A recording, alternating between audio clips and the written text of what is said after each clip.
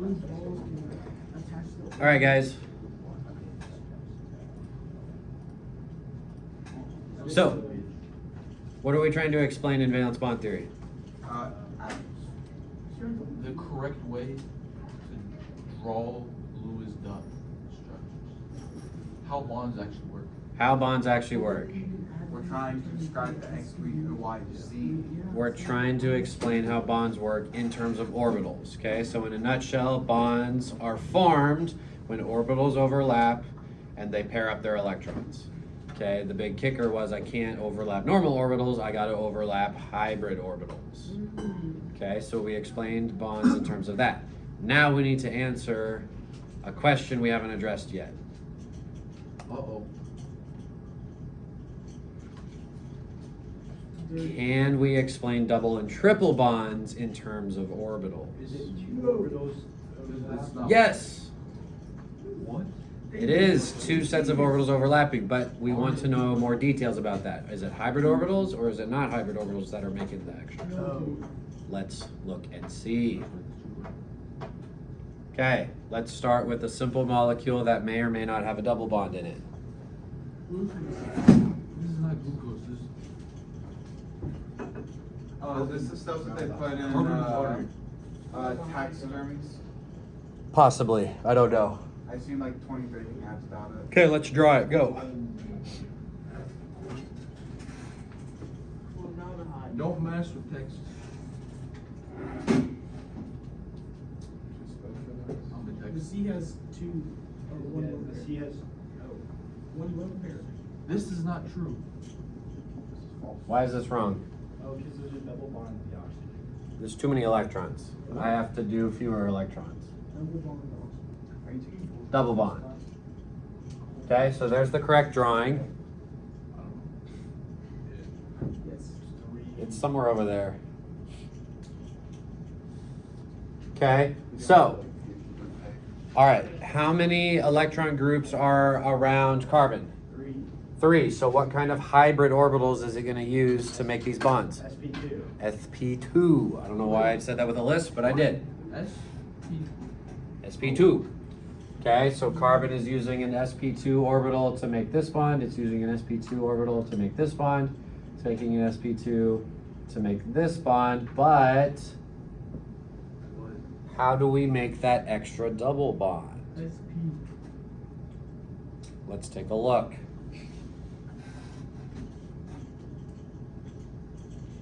Okay, let's look at what's going on in some more detail, okay? Over here, this is carbon all by itself, not making any bonds. Normal carbon all by itself has 4 valence electrons, and they're in the 2s and the 2p. I got 2 here and 2 there, okay? When I have carbon in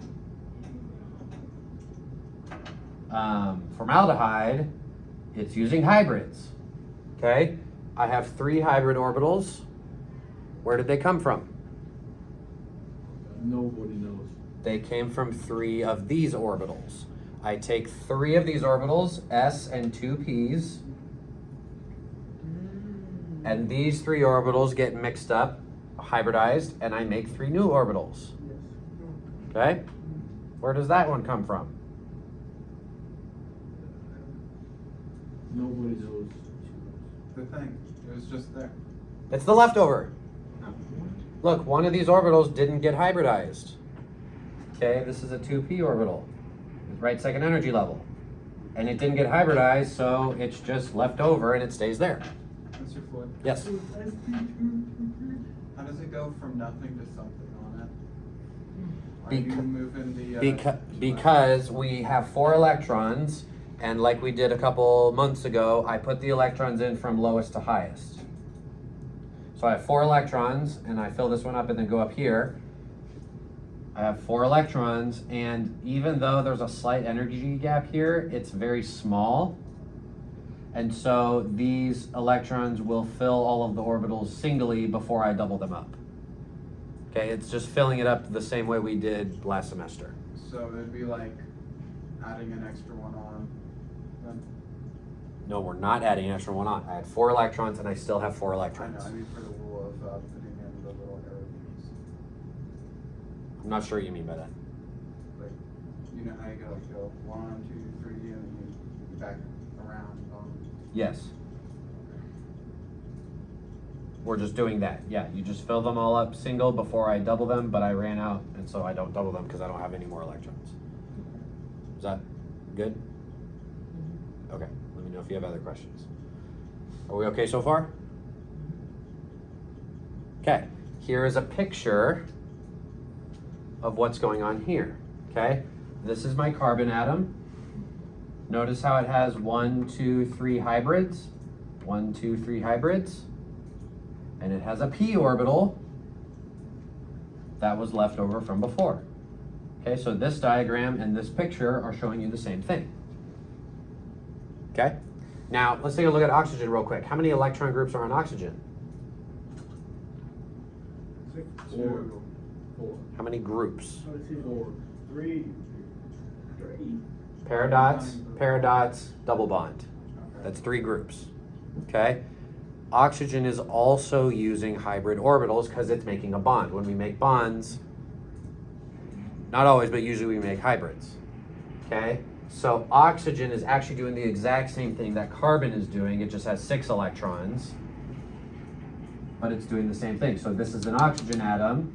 It has 3 hybrids, and it has a leftover P, just like carbon has 3 hybrids and a leftover P. Okay? And the reason they hybridize the same is because they both have 3 electron groups. 1, 2, 3.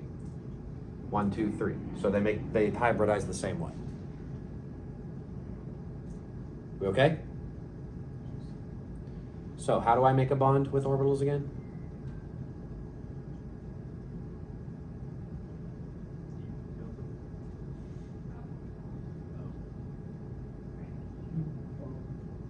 So what?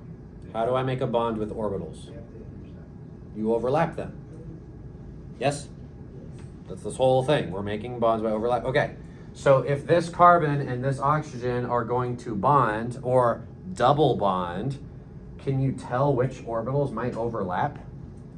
No. Which one? I got 3 options. Literally the ones that are pointing toward each other. Okay, so the first bond is when those 2 blue orbitals overlap. Okay, good. Now, I've got 2 hydrogens that need to connect to carbon. So one of the hydrogens is going to overlap with this hybrid orbital, and the other hydrogen is going to overlap with this hybrid orbital. Okay. Oxygen has 2 pairs of dots. They go in these hybrid orbitals. Okay. I currently have 1 bond between carbon and oxygen. Where do you think I get the second bond for the double bond? What orbital is left over to overlap? The P! This gray orbital.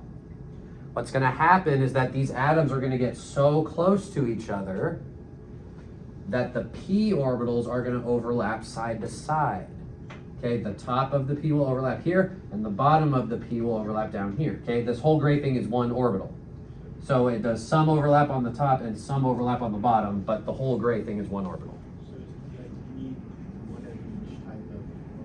Bingo. I need a hybrid orbital and an unhybrid orbital to make a double bond. We'll get there in a second. We'll get to triple bonds in a second. But this is how I do double bonds.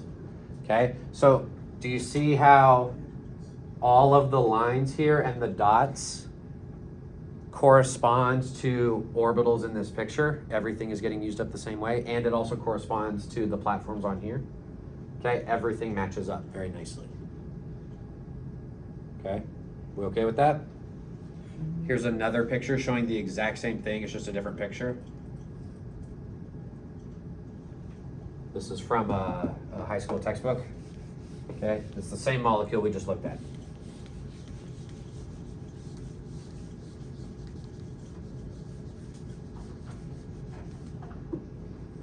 Carbon hybrid. Oxygen hybrid.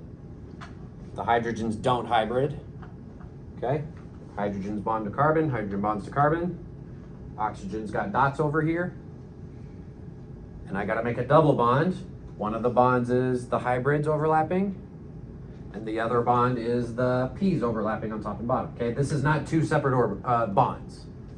the blue is one bond. This is half and this is half. Right, because the p orbital is dumbbell shaped. I have a question. Yes. You know that one website you showed us with the Lewis dot diagram, and you could like add some on, it would automatically balance itself and all that? I think so. Is there a website like that, but for this sort of stuff? Oh, when I click stuff and it like shapes itself? No, I don't know of any websites that show this like in an interactive way. Okay. That would be a cool thing. Maybe there is. Maybe I should Google it because I haven't specifically looked for one yet. That's a good idea. I'll look for one in a second. Okay. All right, we okay with this? Kind of make sense? We're making bonds by overlapping orbitals, and it works for double bonds too. Okay? Now, because we are nerdy chemists, we like to categorize things if we can, okay? Turns out when orbitals overlap end to end, that is a much stronger bond than if I overlap orbitals side to side. So a double bond is actually a strong bond and a weak bond. Because look, I've got two orbitals overlapping end to end. Those are my hybrid orbitals. Yeah, they don't, okay, that's a good point. They don't actually stretch. This is not drawn to scale. So the p orbitals stay this shape. But if I drew it to like actual, it would kind of be all on top of each other. You couldn't see anything.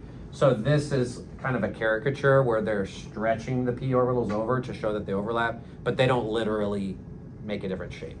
They stay this shape, okay? But they're overlapping side to side, which is a bond, but it's a weaker bond than the head-on bond, okay? So there's names for this. The stronger end-to-end bond is called a Bond. what kind of bond? Is that the omega? No, It kind it's not alpha, it's not beta, it's It looks like DoorDash. sigma bond. Oh, that's where Arden got that from. It's a sigma bond, okay? This is a stronger bond formed when orbitals overlap end to end, okay? So the purple overlapping purple is a sigma bond. I also have a sigma bond here with hydrogen where this hybrid orbital overlaps with this s orbital, okay? That's a sigma, that's a sigma. What's a pi bond? A bond formed by the side-to-side overlap of orbitals. Good job. When I have orbitals overlap side to side, that is a bond, but it's weaker. It's called a pi bond. Where do I have a pi bond in this molecule? The p's overlapping side to side forms a singular pi bond. Okay? The blue and the blue top bottom is one bond. Okay, it's just half and half. So one bond is for one direction while the other is the other direction? Kind of. Could you draw a picture for the end-to-end and side-to-side? I mean, this is the picture. Yeah, I just can't tell. Like I have two, these are the purple orbitals, Yes. and they just overlap end to end. So That's all that's happening. Okay. Like I'm just taking these two atoms and I'm moving them together. Okay, well then what would the side-to-side one The be? side to side is this is vertical, and they get close and they overlap because they're close. So sigma one is, The purple overlapping, and pi is the blue ones overlapping side to side. oh, okay, I thought you were still talking about the purple ones. Oh, no. Gotcha. Yep. Good question. The sigma was the stronger than the pi bond. It's just different. Because there's more overlap. Yeah. Cool? Kind of neat. So a double bond is stronger than a single bond, but it's not twice as strong, I'm pretty sure. Hopefully I'm not wrong about that. Because the pi bond is not as equally strong as the sigma, so it is stronger, but it's not double strong, even though it's called a double bond. Here are more pictures of the same thing. Okay, different resources will illustrate it differently. Kind of looks like a chromosome. Yeah, this is from a high school textbook, this is from my college textbook, this is from the internet. Okay, you kind of get the same idea, but it'll just look different depending on the source.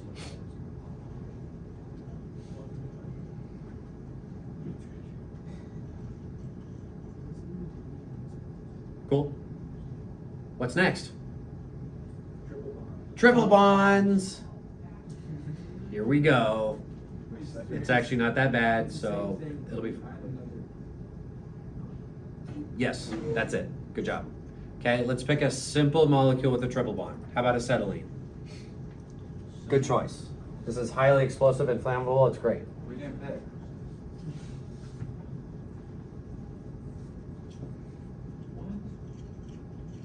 Where do you think the triple bond goes? Between the two sheets. Good guess. That's the only place it can go because hydrogen can't triple bond.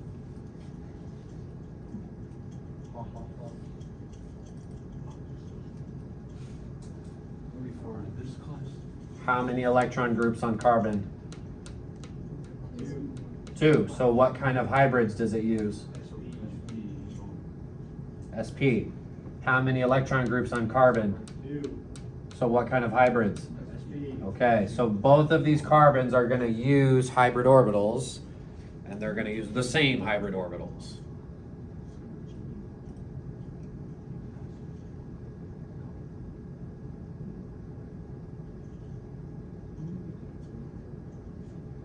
Okay, and the hybridization situation is going to be a little different. So again, normal carbon by itself,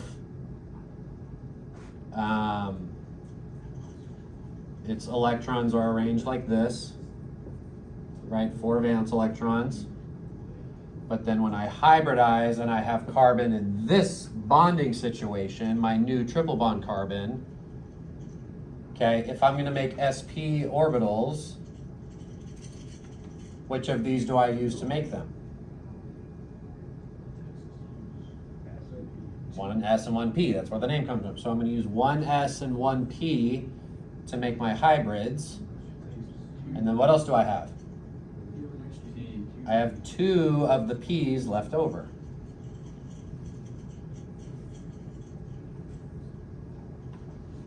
And how many electrons? 4. Oh. 4. 1, 2, 3, 4. So I still have 4 electrons. Okay? 4 electrons without a buddy.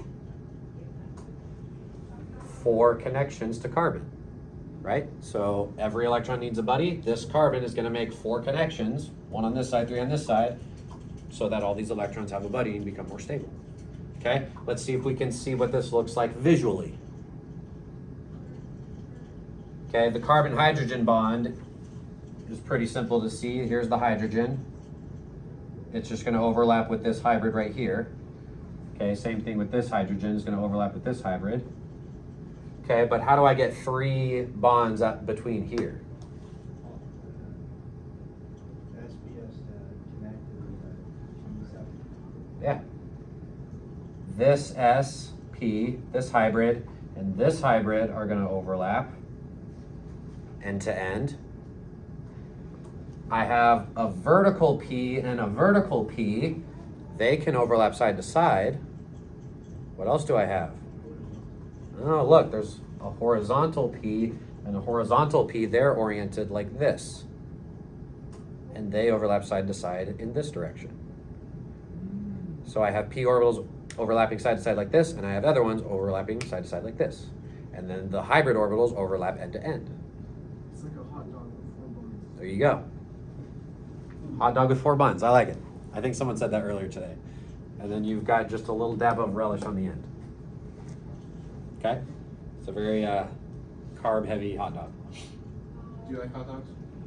Yeah, I like brats better. Oh, Brats are so good. they're not better than hot dogs. You like the chili cheese They're one? too thick. They're okay. Oh, chili cheese dog? Yeah, those are great. Yeah, those are good. They always sound gross, and then I start eating one, and it tastes amazing. So Sometimes they look bad. I know they look kind of disgusting, but yeah. Then you eat one, and you're like, oh, this is great. Okay, so can we categorize the types of bonds that are happening here? How many sigma, how many pi bonds? Yes. 1 sigma 2 pi bond. Yes. Everyone else, pay attention. Look, I have 1 sigma bond. Okay, so if I look at my triple bond, the middle one is a sigma bond. Sigma. Sigma bonds. And then I have 1 pi bond from the vertical P's overlapping side to side. So maybe I could label one of those pi. And then I have another pi bond from the horizontal P's overlapping side to side. Okay? And this should be the case for every triple bond ever, as far as I know, is 1 sigma and 2 pi bonds. Okay? So, how do we make double and triple bonds? You use the leftover not hybrid orbitals to make double or triple bonds. And notice how all of this works very nicely with what we know about bonds. You make bonds with unpaired electrons, which we literally have right here. And we make bonds by overlapping orbitals, and we have exactly the number of orbitals we need to make the bonds. Okay? This valence bond theory fits with what we know about how bonds form very nicely, and it works great. It works with our orbital diagrams, it works with our Lewis dot structures, and it works with our pictures. We like theories that make sense, okay? And it fits with other things we know about how bonds work, so it's kind of nice, which is why we still teach it, even though this was discovered or invented 100 years ago, 95 years ago. So it's a theory. Yes, it's not a hypothesis, it's a theory. It's an explanation that matches the evidence. But it's not. Is there any proof of this? It's real in the sense that it matches the evidence. In science, a theory means there's evidence to back it up. But that doesn't prove it's a real thing.